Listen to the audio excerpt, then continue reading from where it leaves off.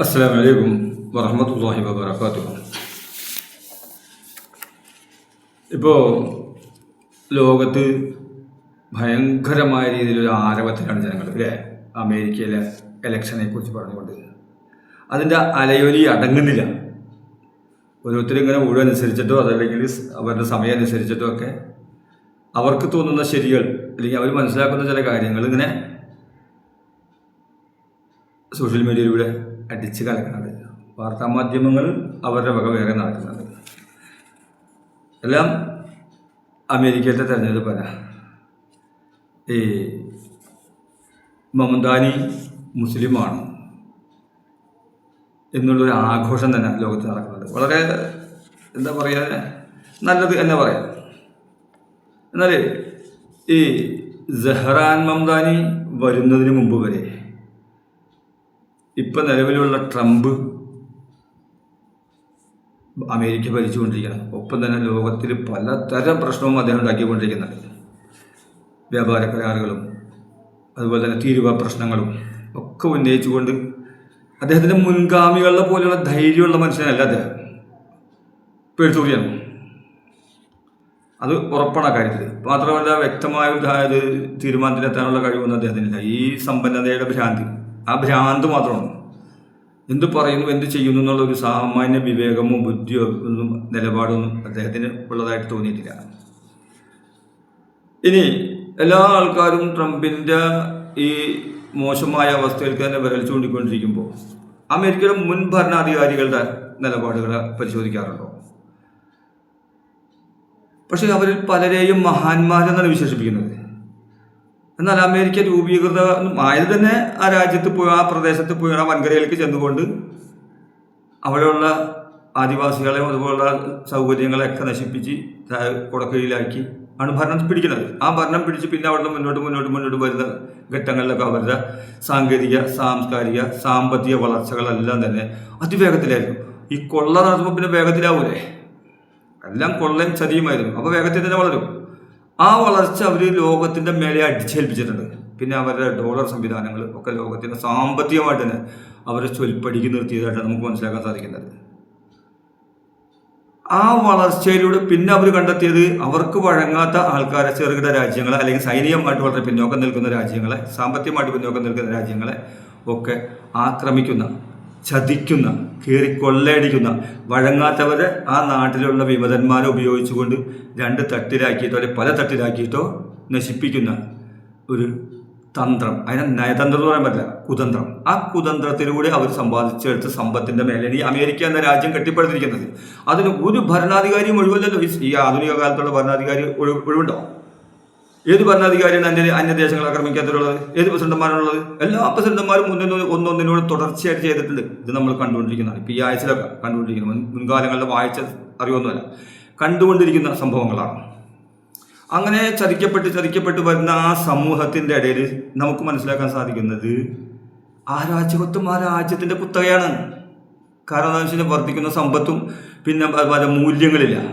ഒരു മതം അവിടെ ഉണ്ടെങ്കിലും ആ മതത്തിൻ്റെ മൂല്യങ്ങളൊന്നും ജനങ്ങളെ സംസ്കരിച്ചെടുക്കാൻ പ്രാപ്തമല്ലായിരുന്നു. അവർക്ക് സുഖിച്ചാൽ മതി, സമ്പന്നത വേണം. ലോകത്ത് വലിയ വിദ്യാസമ്പന്നരാണ്, സാങ്കേതിക വിദഗ്ധരാണ്, അവർ വിജ്ഞാനികളാണ്, എല്ലാം അവരുടെ കയ്യിലാണെന്നുള്ള ധാർഷ്ട്യം വന്നു. അത് ഏകദേശമൊക്കെ അങ്ങനെ ആയിരിക്കാം. പക്ഷേ അമേരിക്കയുടെ ഏത് സാധനവും ലോകത്ത് മനുഷ്യോപയോഗത്തിലുള്ള ഉപയോഗിക്കാനുള്ളത്, മനുഷ്യനെ കൊല്ലാനുള്ള അല്ലാതെ അങ്ങോട്ട് വളരെ കുറഞ്ഞ സാധനങ്ങൾ അമേരിക്കയുടെ സാധനങ്ങൾ വിപണിയിലുള്ളൂ. അതും വലിയ വിലയായതുകൊണ്ട് ആൾക്കാർ അത്ര തിരിഞ്ഞു നോക്കാറില്ല. അങ്ങനെയാണ്.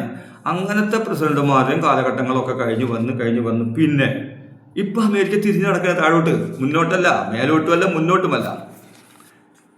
അമേരിക്കയിൽ ഒരു യുദ്ധക്കപ്പൽ അമേരിക്കയിൽ നിന്ന് ഏതെങ്കിലും ദിക്കിലേക്ക് തിരിഞ്ഞു കഴിഞ്ഞാൽ ആ പ്രദേശത്തുള്ള ഭരണാധികാരികളൊക്കെ തന്നെ മുട്ടുവിറച്ച് മുട്ടിലഴിഞ്ഞ് അമേരിക്ക ഭരണമൊക്കെ ചെയ്യുന്ന ഒരു കാലം ഉണ്ടായിരുന്നു. പക്ഷേ അവിടുത്തെ ഈ പറഞ്ഞ ഭരണത്തിനെയോ അല്ലെങ്കിൽ അമേരിക്കനെ അംഗീകരിക്കാത്ത ആൾക്കാർ ആരും അമേരിക്കയെ ഭയന്നിരുന്നില്ല. ഒരുപാട് ആൾക്കാർ കൊല്ലപ്പെട്ട്, എന്നിട്ടും അവർ ഭയന്നില്ല. അവർ അങ്ങനെ മുന്നോട്ട് തന്നെ വന്നുകൊണ്ടിരിക്കുകയാണ്. അതിങ്ങനെ സംഭവിച്ചുകൊണ്ടിരിക്കുകയാണ്. അപ്പോൾ ഇപ്പം എന്താ, അമേരിക്കയുടെ ആ പഴയ പല്ലിൻ്റെ ശൗര്യമൊന്നും ഇപ്പില്ല. ഇപ്പോൾ ഇതൊരു പുളിപ്പായി മാറി. മനസ്സിലായില്ലേ? പണ്ടേ പോലെ ഒന്നും ഫലിക്കാത്ത ഒരവസ്ഥയിലേക്ക് അമേരിക്ക എത്തിയിട്ടുണ്ട്. അത് വളരെ കൃത്യമായ സംഗതിയാണ്. അപ്പോൾ നമ്മൾ നോക്കിക്കൊണ്ടിരിക്കുകയാണ്. കാരണം എന്താണെന്ന് വെച്ച് കഴിഞ്ഞാൽ ഇപ്പം ഇറാഖിലേക്കോ അഫ്ഗാനിസ്ഥാനിലേക്കൊക്കെ പോയതിനും ഒരുപാട് രാജ്യങ്ങളെ കൂട്ടി പിടിച്ചുകൊണ്ടാണ്. സാമ്രാജ്യത്തിൻ്റെ കീഴിൽ അകപ്പെട്ടു പോയതിൻ്റെ പേരിൽ ആ രാജ്യങ്ങളൊക്കെ കൂടെ പോയിട്ട് അവർക്ക് ബന്ധമില്ലാത്ത, യാതൊരു വിധവും ബന്ധമില്ലാത്ത രാജ്യത്ത് പോയിട്ട് അവിടുത്തെ ജനങ്ങളെ ആക്രമിച്ച് കൊന്ന് എല്ലാം നടന്നു. 10% താഴ്ന്ന അഫ്ഗാനിസ്ഥാനിൽ നിന്ന് ഓടിയ ഓട്ടം ഉണ്ടല്ലോ, അത് വളരെ ഭയങ്കര രസമായിരുന്നത് അല്ലേ. 10% താഴെ അഫ്ഗാനിസ്ഥാനിൽ താലിബാൻ ഒതുങ്ങിപ്പോയി, പിരിച്ചു വിടാന്ന് വരെ അവർ തീരുമാനിച്ചു.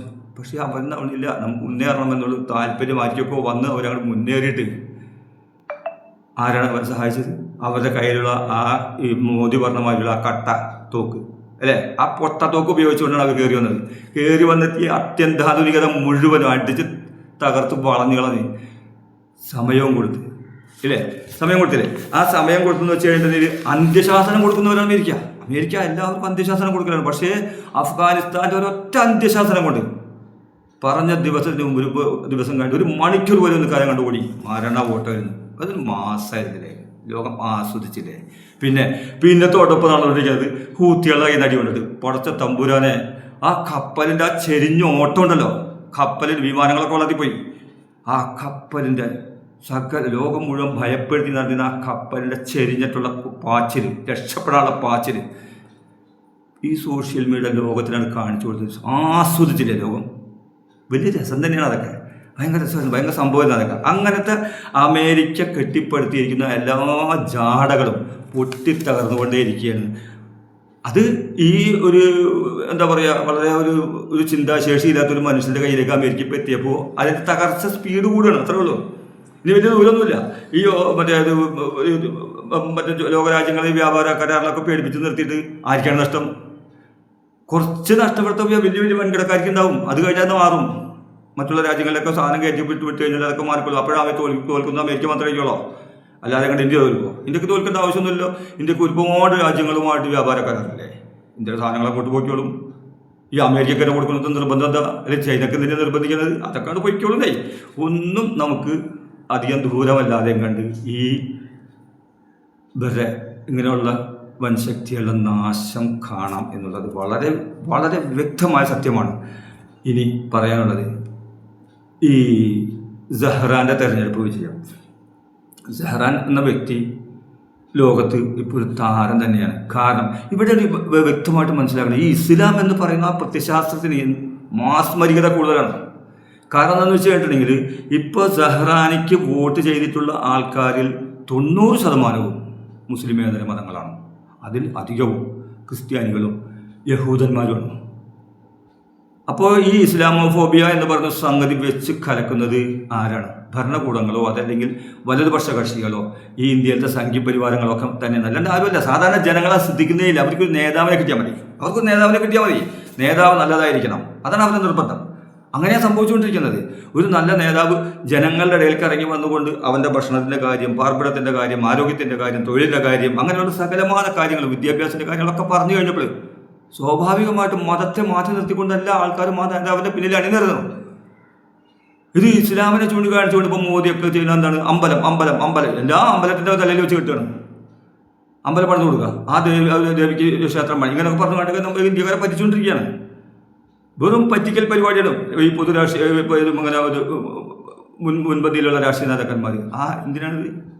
പക്ഷെ ജനങ്ങളിലേക്ക് ഇറങ്ങി വന്ന് ജനങ്ങളോട് സംവദിച്ചപ്പോൾ, ജനങ്ങളുടെ വിഷമങ്ങൾ മനസ്സിലാക്കിയപ്പോൾ, ഞാൻ നിങ്ങളുടെ കൂടെ എന്തെന്ന് പറയാൻ ധൈര്യം കാണിച്ചപ്പോൾ, അതിനേക്കാൾ എല്ലാം ഉപരിയായിട്ട് ഞാൻ ഒരു മുസ്ലിമാണ് എന്ന് പറയാൻ ധൈര്യം കാണിച്ച ഇവിടെ നമ്മുടെ നാട്ടിലുള്ള ഈ രാഷ്ട്രീയ നേതാക്കന്മാർ എത്ര പേരുണ്ട് ഞാൻ മുസ്ലിമാണെന്ന് പറഞ്ഞ് വരാൻ ധൈര്യമുള്ളവന്മാർ ഉണ്ടോ? ആരെങ്കിലും ഒരാൾ എന്തെങ്കിലും പറഞ്ഞിട്ട് ഉടനെ ശത്രുക്കൾ കയറി അങ്ങോട്ട് ഇറങ്ങുമ്പോൾ പിന്നെ മുസ്ലിം എന്ന വാക്ക് ഇവിടുത്തെ നേതാക്കന്മാർ ഉപയോഗിക്കാറില്ല, പേടിച്ചിട്ട്. എന്താ ഞാൻ മുസ്ലിമാണെന്ന് പറയുന്നുള്ള പേടി എന്താ? ഞാൻ മുസ്ലിമാണെന്ന് പറയുന്നതിനേക്കാൾ നല്ലവനില്ല എന്ന് അള്ളാഹു റസൂലും പറയുമ്പോൾ പിന്നെ എന്തിനാ പേടിക്കുന്നത്?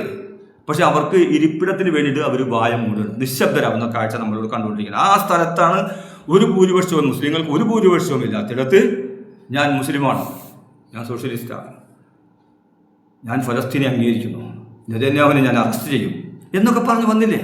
വന്ന് കയറി അയാളെ വമ്പൻ ഭൂരിപക്ഷത്തിൽ അവിടുത്തെ ഈ പറഞ്ഞ ജനങ്ങൾ, ഈ മതങ്ങളിൽപ്പെട്ട ആൾക്കാർ ജയിപ്പിച്ചെടുത്ത് ഈ ട്രംപിൻ്റെ മുമ്പിലേക്ക് നിർത്തി കൊടുത്തില്ലേ? ട്രംപ് എന്തെല്ലാം വേലത്തരങ്ങൾ കാണിച്ചിരുന്നു. ഇപ്പോൾ പറയുന്നു അവിടുത്തെ സാമ്പത്തിക ഇതൊക്കെ വെട്ടിക്കുറക്കുമെന്ന് പറയുന്നു. രാജ്യത്തിനകത്ത് വെട്ടിക്കുറക്കുന്ന ഇതിനേക്കാൾ വലിയ മണ്ടത്തരം വേറെ എന്താ ഉള്ളത്? ഇത് മറ്റു അന്യരാഷ്ട്രങ്ങളൊന്നും അല്ലല്ലോ, സ്വന്തം രാജ്യത്തിനകത്തുള്ള സ്ഥലമല്ലേ. അതിന് വെട്ടി കുറച്ച് കഴിഞ്ഞാൽ വീണ്ടും വീണ്ടും വീണ്ടും വീണ്ടും അവിടെ ദാരിദ്ര്യത്തിലേക്കോ അതല്ലെങ്കിൽ സാമ്പത്തിക അസമത്വത്തിലേക്കല്ലേ പോകുള്ളൂ. ഇത്രക്ക് വിഡ്ഢികളായ ഭരണാധികാരികൾ ഈ ലോകത്തിനോ നാടിനോ ഒന്നും ആവശ്യമില്ല. ഉണ്ടോ? ഇല്ല, അതിനൊന്നും ആവശ്യമില്ല. നമുക്ക് വേണ്ടത് എപ്പോഴും വളരെ സമഗ്രമായ രീതിയിൽ നിലപാടുള്ളവരെയാണ്. അത് ഏത് മതമായിക്കോട്ടെ. ഇവിടെ മുസ്ലിങ്ങളെ സംബന്ധിച്ചിടത്തോളം, ഞങ്ങളെ മുസ്ലിങ്ങളെ സംബന്ധിച്ചിടത്തോളം ഇവിടെ ഇപ്പോൾ ഒരു മുസ്ലിം ഭരണാധികാരി ഞങ്ങൾക്ക് നിർബന്ധമൊന്നുമില്ല. വരുന്നവൻ സത്യസന്ധനായിരിക്കണം, നിലപാടുള്ളവനായിരിക്കണം, മതേതര ബോധമുള്ളവനായിരിക്കണം. അതേ ആവശ്യമുള്ളൂ, അത്രേ നമുക്ക് വേണ്ടൂ. എന്നാൽ തന്നെ രാഷ്ട്രം വമ്പൻ പുരോഗതിയിലേക്ക് പോകും. ഏതെങ്കിലും ഒരു മതത്തിനെ ചൂണ്ടിക്കാണിച്ചുകൊണ്ട് അവർ ഭീകരന്മാരാണ്, ഏതെങ്കിലും മതത്തിനെ ചൂണ്ടിക്കാണിച്ചുകൊണ്ട് അവർ പീഡിതരാണ് എന്ന് പറയുന്ന ഒരു ഭരണാധികാരിയെ നമുക്ക് ഇന്ത്യക്ക് നല്ല മനുഷ്യ സമൂഹത്തിന് ആവശ്യമില്ല. ഉണ്ടോ? ഇല്ല.